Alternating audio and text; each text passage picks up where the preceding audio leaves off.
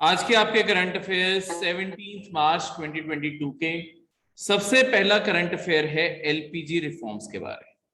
अब ये LPG reforms क्या हैं और क्यों किए गए थे इंडिया में, उसकी बात करते हैं।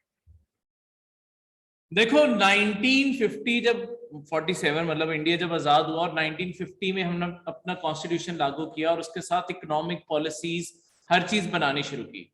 इंडिया ने 1950 में एक जो रुख अपनाया था वो ये था कि हम इंडिया के अंदर प्लान्ड इकोनॉमी चलाएंगे। तो प्लानिंग करके कि हमने हर 5 साल में क्या अचीव करना है, उसी के चलते हुए 5 ईयर प्लान्स बनाए जाते थे इंडिया में। कि 5-5 साल का टारगेट लिया जाता था कि हमने 5 साल में इंडिया में क्या अचीव करना है, एग्रीकल्चर में कितनी ग्रोथ आनी चाहिए, इंडस्ट्री में कितनी ग्रोथ आनी चाहिए। अल्टीमेटली इंडिया का 1950 में एम ये था कि हम इंडिया को एक सेल्फ सफिशिएंट इकोनॉमी कैसे बना सकते हैं। ठीक है, सेल्फ सफिशिएंट इकोनॉमी का मतलब होता है कि हम ज्यादातर रिसोर्सेज इंडिया के अंदर ही किसी ना किसी तरीके से बना लें, जितने इंडिया के अंदर प्रोडक्ट्स चाहिए वो इंडिया के अंदर बना लें और हमें बाहरले देशों से कुछ भी ज्यादा मंगाना ना पड़े। जो अब आत्मनिर्भर का नारा बन गया है, पहले इंग्लिश में सेल्फ सफिशिएंसी के नाम से घूम रहा था, चीज वही है अल्टीमेटली। ठीक है, तो हमारा तब भी कोशिश यही थी कि सेल्फ सफिशिएंसी अचीव कर लें। अब हुआ क्या, गवर्नमेंट ने स्टार्टिंग में बहुत सारी चीजें लॉन्च भी की आपके इसी के चलते हुए, मतलब ये सेल्फ सफिशिएंसी के गोल को पूरा करने के लिए हमारे पब्लिक सेक्टर अंडरटेकिंग, जो आपकी जितनी भी सरकारी कंपनियां हैं ना, वो ओपन की गई है, शॉर्ट में पीएसयूज। आपकी पब्लिक सेक्टर अंडरटेकिंग जितनी भी सरकारी कंपनियां ये खोली गई, आपकी स्टेट गवर्नमेंट्स ने भी ओपन की और आपकी सेंट्रल गवर्नमेंट भी ओपन कर रही थी। अब देखो दूसरी साइड पे ये एक और गवर्नमेंट के दिमाग में इश्यू था कि जब हम इंडिया की डेवलपमेंट करवा रहे हैं, इंडिया के अंदर ऐसा ना हो कि इनइक्वालिटी और ज्यादा बढ़ती जाए, अमीर और ज्यादा अमीर होता जाए, गरीब और ज्यादा गरीब होता जाए। इसी कारण अमीरों के ऊपर रोक लगाने के लिए सरकार ने प्राइवेट सेक्टर को ना रिस्ट्रिक्ट कर दिया था कि प्राइवेट सेक्टर क्या क्या काम कर सकता है, उसे रिस्ट्रिक्ट कर दिया गया। सिर्फ limited number of businesses he allowed थे प्राइवेट सेक्टर के अंदर, कि आप सिर्फ ये वाली इंडस्ट्रीज ही ओपन कर सकते हो, ये वाले काम ही कर सकते हो, बाकी कोई भी काम आप नहीं कर सकते। इसके अलावा जो ये प्राइवेट इंडस्ट्री है, इसे कहीं पे भी काम भी खोलना है ना, इन्हें हर चीज के लिए लाइसेंस लेना जरूरी है। ठीक है, लाइसेंस लेना आपका लाइसेंस लेना जरूरी है। ठीक है, अब लाइसेंस का क्या मतलब है कि मुझे सरकार के हर डिपार्टमेंट जाके एप्लीकेशन फाइल करनी है, फिर कहीं जाके, तो सरकारी डिपार्टमेंट्स में जब इतनी ज्यादा इंटरफेरेंस होगी तो कहीं ना कहीं रिश्वत भी खिलानी पड़ेगी। तो इसी कारण प्राइवेट सेक्टर की ग्रोथ बहुत ही लिमिटेड रह गई थी। लाइसेंस भी अगर प्राइवेट कंपनीज को चाहिए होते थे, वो तभी प्रेफरेंस मिलते थे अगर प्राइवेट कंपनी किसी पिछड़े हुए बैकवर्ड एरिया में अगर खोली जाएगी। ठीक है, कि वहां पे लाइसेंस मिलने के हमेशा चांसेस ज्यादा होते थे, पर वहां पे सड़कें प्रॉपर नहीं है, बिजली प्रॉपर नहीं है, तो ऑब्वियसली प्राइवेट सेक्टर भी उतनी एफिशिएंसी से काम नहीं कर सकता। तो हमारी इकोनॉमी का ज्यादातर बर्डन था सरकारी कंपनियों के ऊपर। अब सरकारी कंपनियां स्टार्टिंग में बहुत अच्छा, नेहरू एरा में बहुत अच्छा परफॉर्म कर रही थी, पर बात क्या हुई, देखो सरकारी कंपनियां, सरकारी नौकरियां, उसके अलावा अपने आप को ये दिखाना कि इंडिया की तरक्की हो रही है, उसके लिए ना एक रेस पड़ गई आपकी पॉलिटिक्स में।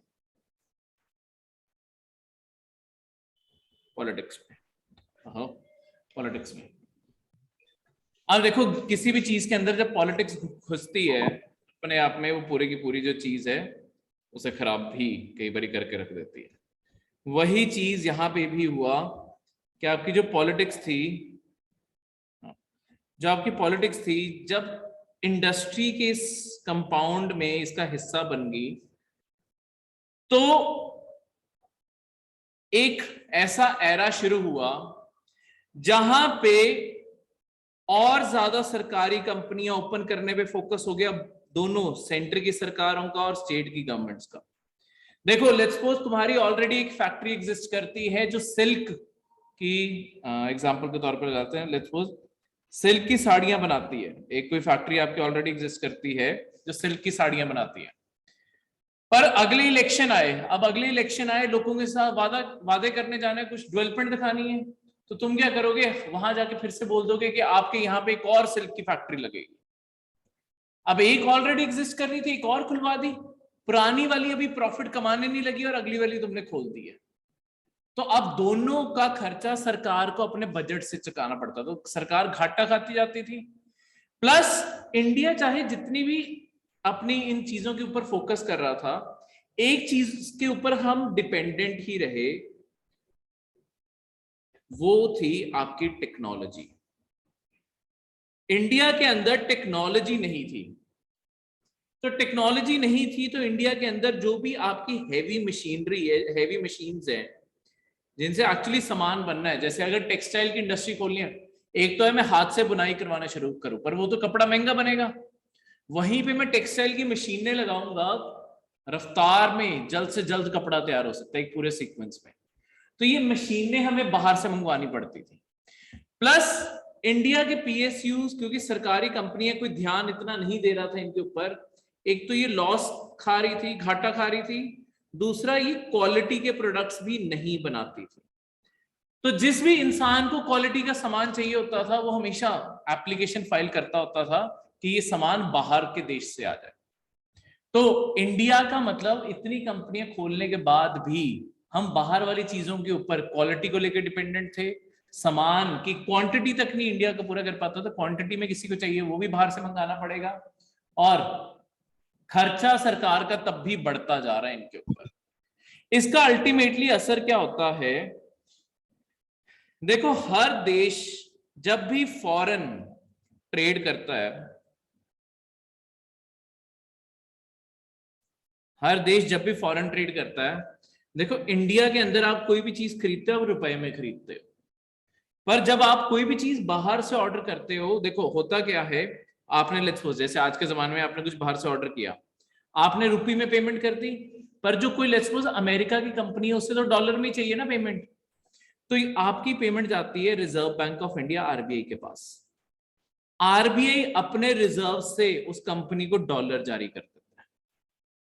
तो आरबीआई के जितने रिजर्व में डॉलर पड़े हैं वो उतने ही तो खर्च सकता है। अगर मेरे पास लेट्स सपोज 1000 पड़े हैं, मैं तब तक पैसे देता रह सकता हूं ना जब तक मेरे पास 1000 वो खत्म नहीं हो जाएगा। अब कहीं से डॉलर कमाने भी पड़ेंगे। डॉलर कमाने का तरीका होता है कि जब तुम्हारा देश सामान बाहर बेचता है, अगर हम बाहर सामान बेचने लगे, एक्सपोर्ट करने लगे चीजें, तो एक्सपोर्ट दूसरी कंट्री में हम सामान बेच रहे हैं, अब दूसरी कंट्री को जब हमें पेमेंट करनी है, हम भी क्यों उनकी करेंसी में लेंगे, हम भी उन्हें कहते हैं कि हमें डॉलर में पेमेंट करो, वो पेमेंट आरबीआई के पास डॉलर में आती है और आपको रुपये में जारी हो जाती है।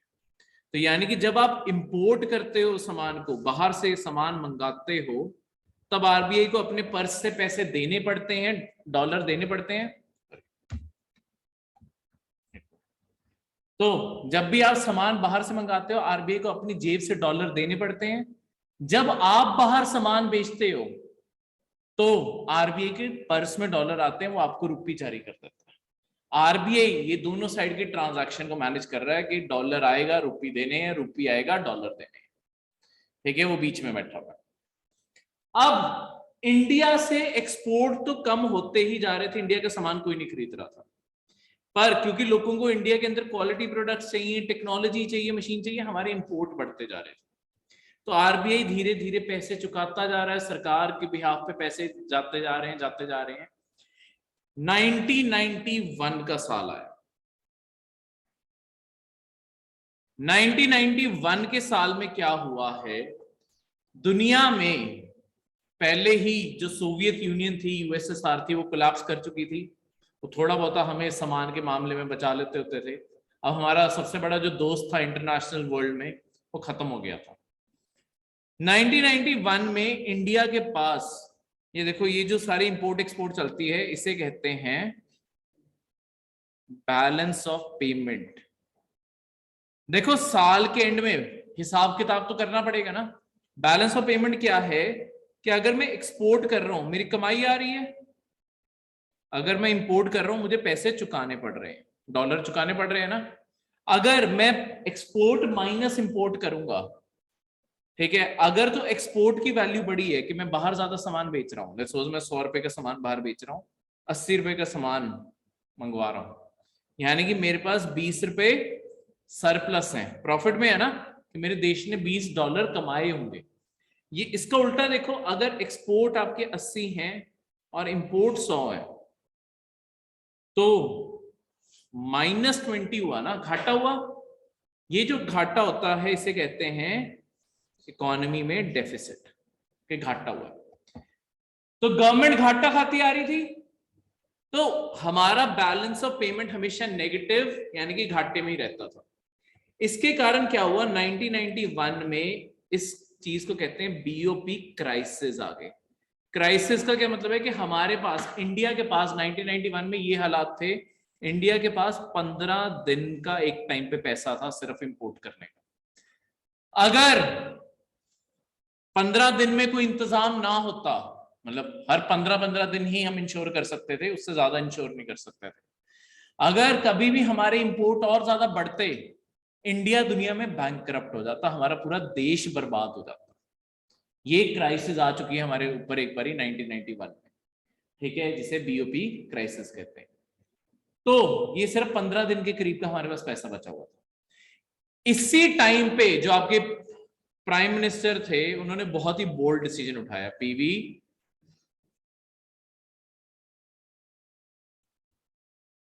नरसिम्हा राव, ठीक है, शॉर्ट में इन्हें पीवीआर भी कह देते हैं, सिनेमा इनके नाम पे नहीं है, ठीक है, पर शॉर्ट में पीवीआर। तो पीवी नरसिम्हा राव, इन्होंने एक बहुत ही बोल्ड स्टेप उठाने का सोचा कि हमें अपनी पूरी इकोनॉमी को रिफॉर्म करने की जरूरत है, ठीक है। आपकी हिस्ट्री इन्हें भूल चुकी है वैसे, अगर आपके मेजर पॉलिटिक्स देखोगे पीवी नरसिम्हा राव का नाम कहीं आता ही नहीं, तो ये गांधी परिवार से नहीं है ना, तो कांग्रेस में थे ये, कांग्रेस की तरफ से प्राइम मिनिस्टर बने थे, पर किसी और की लेगेसी जिंदा रहेगी तो ऑब्वियसली परिवार की लेगेसी खत्म होती है।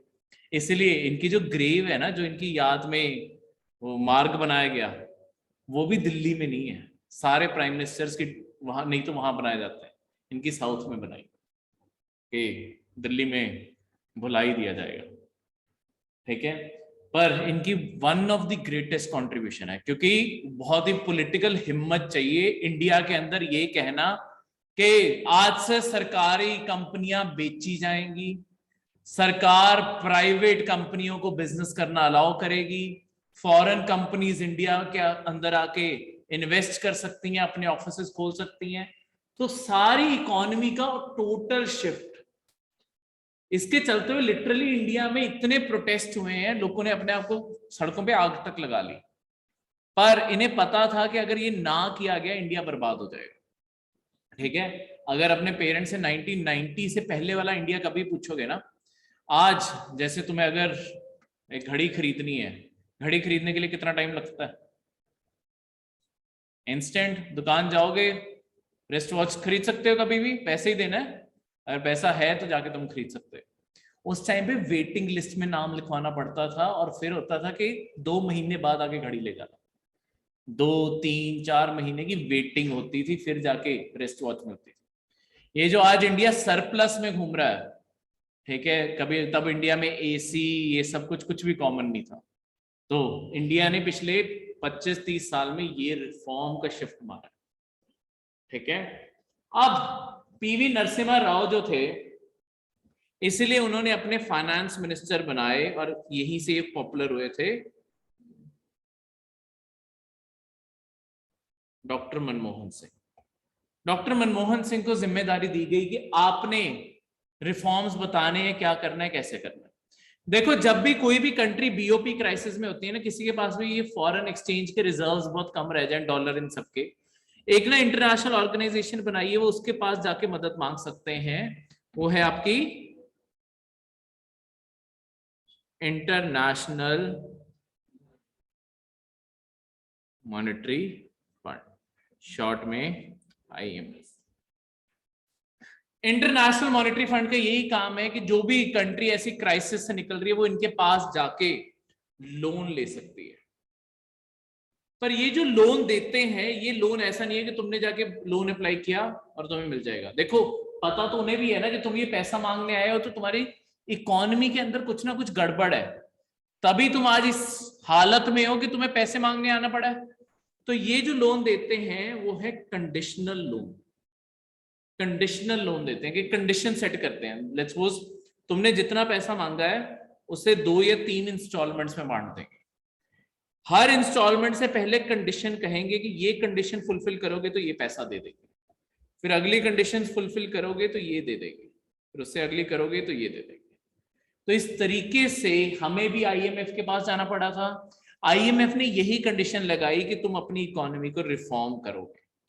इसी के चलते हुए 3 चीजें आपकी इकोनॉमी के अंदर इंट्रोड्यूस की गई, जिसे एलपीजी शॉर्ट में कह देते हैं। एल का मतलब है लिबरलाइजेशन। लिबरलाइजेशन का मतलब होता है कि तुम इकोनॉमी के अंदर आजादियां दोगे, प्राइवेट सेक्टर को ज्यादातर काम दे दोगे, प्राइवेट सेक्टर को बढ़ावा दोगे, फॉरेन कंपनीज को तुम अपने देश में आने दोगे, ऑफिस लगाने दोगे, इन्वेस्टमेंट करने दोगे, सब कुछ करने दोगे। ठीक है, तो ये है लिबरलाइजेशन। इसके अलावा जो आपकी देश के अंदर कस्टम या एक्साइज ड्यूटी लगती हैं, इन्हें कम करोगे, ताकि जो बाहर से, देखो एक्साइज और कस्टम ड्यूटी बाहर से जो सामान आ रहा है उसके ऊपर लगती है ना, तो अगर वो सामान कम होगा तभी तो तुम्हारी मार्केट, मतलब टैक्सेस कम होंगे तभी तो वो तुम्हारी मार्केट में सस्ते में बिक पाएगा। तो ये सब कुछ ये लिबरलाइजेशन में करना होता है। अपने टैक्सेस चेंज करो, फॉरेन कंपनीज को इन्वेस्ट करने दो, और अपने खुद के देश में प्राइवेट सेक्टर को ग्रो करने दो। तो ये स्टार्टिंग में जब आपकी सारी गवर्नमेंट ने ये सब कुछ शुरू किया था, इन्होंने पब्लिक सेक्टर के लिए ना एक लिस्ट बनाई हुई थी जिसे कहते थे रिजर्व लिस्ट। रिजर्व लिस्ट का मतलब है ऐसे कौन से बिजनेस हैं जो सिर्फ और सिर्फ गवर्नमेंट कर सकती है, प्राइवेट कंपनीज को अलाउड नहीं है। ये रिजर्व लिस्ट को छोटा किया गया और इसके अंदर सिर्फ 3 चीजें रह गई। इस रिजर्व लिस्ट में आज सिर्फ 3 चीजें हैं जो सरकार के कंट्रोल में है। कौन सी हैं? एक है nuclear energy. Nuclear energy private sector नहीं बना सकता, सिर्फ सरकार बना सकती है, क्योंकि यूरेनियम कल अगले बॉम्ब ब्लास्ट ही कर दें, तो सरकार का कंट्रोल होना जरूरी है ना। दूसरी चीज है आपके रेलवे। रेलवे सिर्फ सरकार चलाती है ओवरऑल। कुछ पटरियां आपकी, कुछ डब्बे आपके प्राइवेटाइज जरूर कर दिए गए हैं, पर ओवरऑल रेलवे का सारा इंफ्रास्ट्रक्चर सरकार का है, और किसी को अपनी खुद की पटरियां या ये सब कुछ बनाना अलाउड नहीं है, सरकारी ही यूज करना पड़ता है सारा। तीसरा है लॉटरी। लॉटरी आज भी, कोई भी आप लॉटरी देखते हो उसके ऊपर लिखा होता है ना कि स्टेट का नाम, राजस्थान स्टेट बम्पर लॉटरी, कोई भी, हर स्टेट का नाम लिखा होता है उसके ऊपर। ठीक है, कौन क्या हुआ? अचानक मुड़ के देखा, खरीद के हटे हो होली की खुशी में?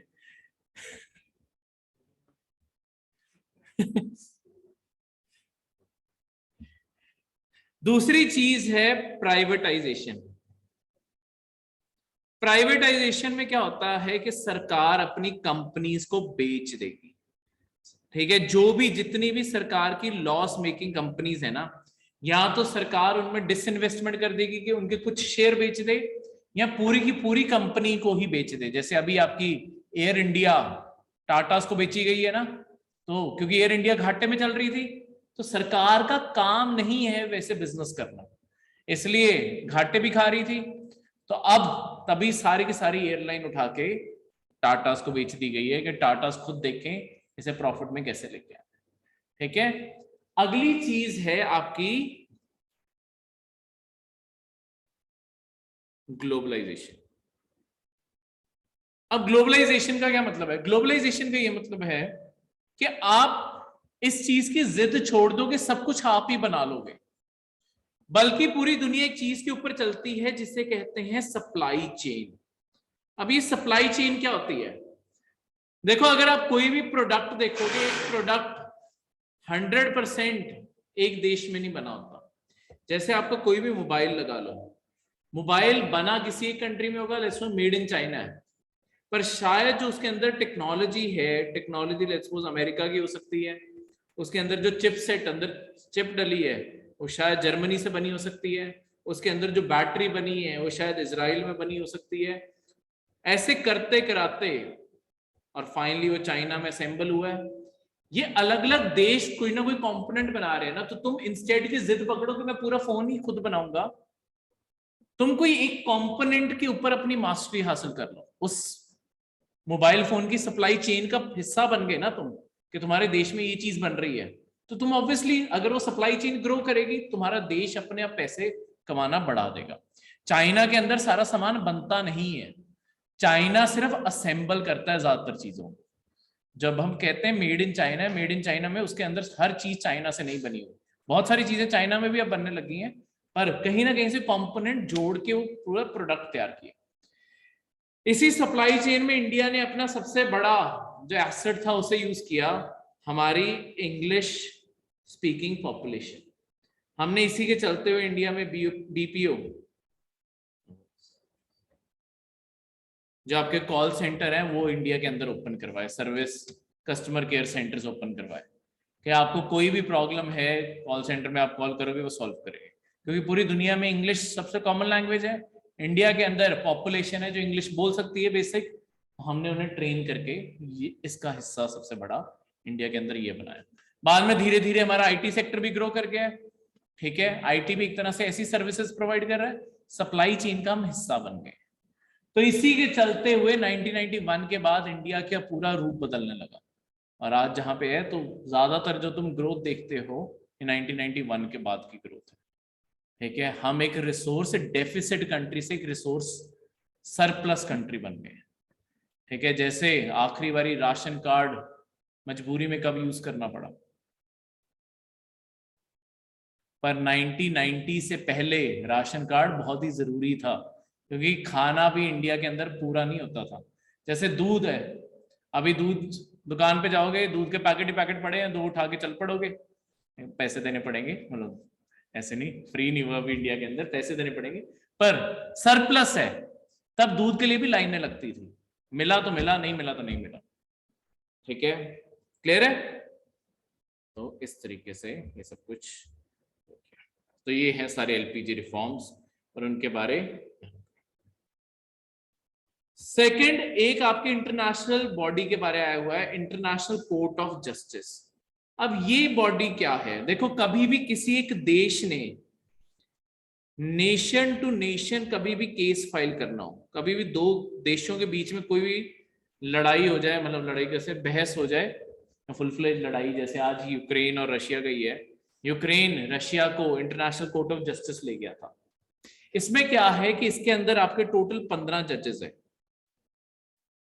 ये 15 जजेस दुनिया की अलग अलग कंट्री से इलेक्ट होके यहां पे आते हैं, ठीक है, और इन सबको 9 साल का टर्म मिलता है यहां पे काम करने का, ठीक है, 15 जजेस 9 साल का टर्म।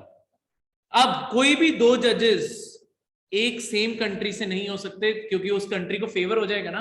अगर 15 जजेस में दो जजेस भी सपोज इंडिया के बैठे हैं, इंडिया के खिलाफ केस आया, कहीं ना कहीं तुम्हारे मन में एक फेवर तो होगा ना कि मेरा देश है, जाने देता हूं।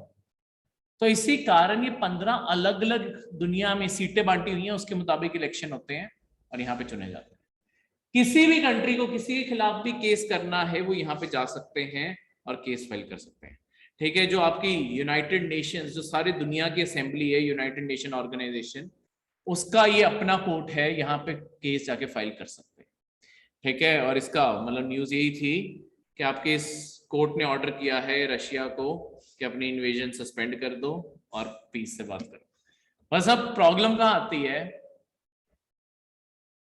इन कोर्ट्स के ऑर्डर को मनवाएगा कौन, क्योंकि लड़ तो देश रहे हैं यहाँ पे। अब ये कोई पर्सन तो है नहीं जिसे कहोगे कि इसे उठा के अरेस्ट करके जेल में डाल दो, तो मनवाने वाला तो कोई है नहीं यहाँ पे, ठीक है। तो अब कह दिया है कि रशिया को बोला गया कि वॉर खत्म कर दो, रशिया को कौन कन्विंस करेगा कि एक्चुअली वॉर खत्म कर दो, कोर्ट का ही ऑर्डर है, नहीं मानेंगे अगले।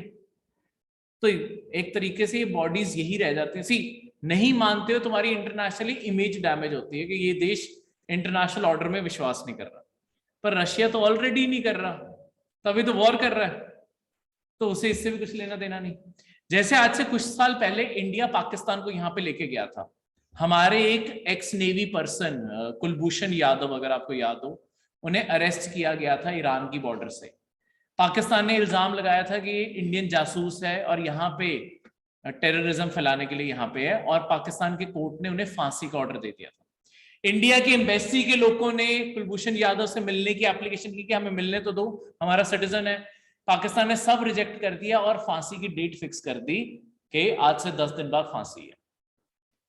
इंडिया पाकिस्तान को इंटरनेशनल कोर्ट ऑफ जस्टिस ले गया था और वहां पे इंडिया केस जीत गया। उसके चलते हुए कुलभूषण यादव की फांसी रुकवा दी गई और कुलभूषण यादव आज भी जिंदा है, पाकिस्तान जेल में है पर जिंदा है, ठीक है। तो इसी कारण उसके बाद फांसी नहीं हुई, उन्हें जेल करवा दी गई, ठीक है, पर फांसी नहीं हुई है। वो तो पाकिस्तान ने अब टेररिज्म का इल्जाम लगाया, टेररिज्म के लिए कभी भी आजादी नहीं मिलती। अब देखो आगे क्या बनता है,